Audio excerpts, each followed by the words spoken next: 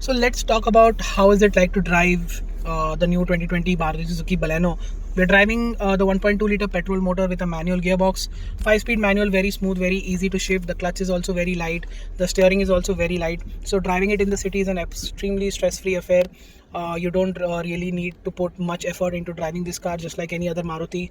Sub 4 meter car, fills in gaps really well, parks really well, taking U-turns is no problem whatsoever. The ride quality is also really good. It's become very mature, and it doesn't feel very soft or very stiff. It's a very ideal balance for our roads. I've been through post monsoon roads of Bombay, and the Baleno has been taking them really well, and so that is also a really nice move. I think it was like this, and it continues to be so there's hardly any change in that. What has changed is the refinement from the engine. It's very surreal. You don't hear the engine at all inside the cabin. At idle, at slow speeds, at medium speeds, you don't hear the engine at all. Only if you're really revving it, then only you hear the engine, and that too is bare minimum. So I think Maruti has done a terrific job in terms of getting the refinement very high, and keeping the cabin as stress free as possible, because the road noise and wind noise as the speeds go higher does get intrusive, but it isn't irritating like their smaller cars or cars from the past. It is still very acceptable, but it's still slightly higher than the i20 and Ultros that we tested over the last year. It's key competitors which have been updated as well, so Maruti could improve on that aspect. What you also get is very good low end and mid range torque. Top end is also good.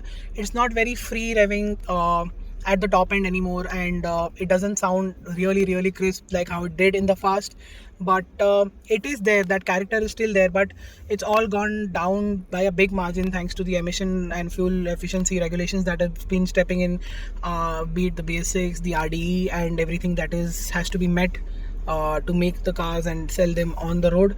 Maruti has still done a great job in the powertrain aspect, and that is of course the fuel efficiency. It continues to be very strong in that aspect. Our car has been returning us almost 17 kilometers to the liter in the city in very sane driving.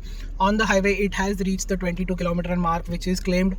We've been keeping it under 100 kilometers an hour, and it is delivering those numbers. So Maruti is sticking to those numbers really well.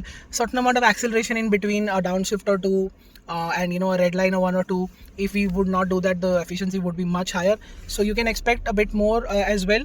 Only you need to have a lot of patience to do so. And again, fuel efficiency top marks, really fuel efficient. You can squeeze every liter of every drop of petrol from the Baleno, that's for sure. The new engine is just remarkable in all areas.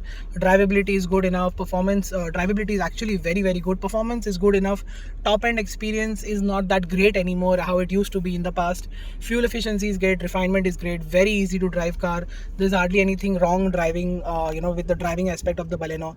Now with the extremely updated interior and exterior, pricing being slightly higher, it still is very good value for money, because you're getting a lot for your money even now.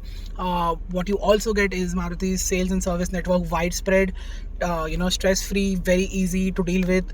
There's a lot of transparency that is also going on in the service department, so that makes life easier, hence even more value coming in from that aspect. I don't need to explain that much. We've all been Maruti customers, and we all know how good Maruti is in that aspect. And the Baleno then becomes a very easy recommendation for guys who want a car which is feature loaded and has all the Maruti aspects at the same time. Of course, Maruti could have made the quality better, and the safety is still not being judged by the global NCAP. So that is something that Maruti also needs to get done to make sure that it meets the customer requirement, which is also a new requirement. And once it does that, the Baleno will become the top of the segment in the critic area as well as in the sales area, which is already in the sales area Baleno is doing really well. Above 10,000 units a month is still quite a lot for a premium hatchback. The diesels are being missed, and we also miss the turbo. We hope that comes very soon. Until then, the Baleno is a stress-free premium hatchback for sure from Maruti, sold at Nexa. There's no denying that if you buy the Baleno, you're not going wrong with it anyways. Thank you so much for watching this video. Make sure you like it, share it, and subscribe to our channel. Follow us on our website and social media for everyday updates.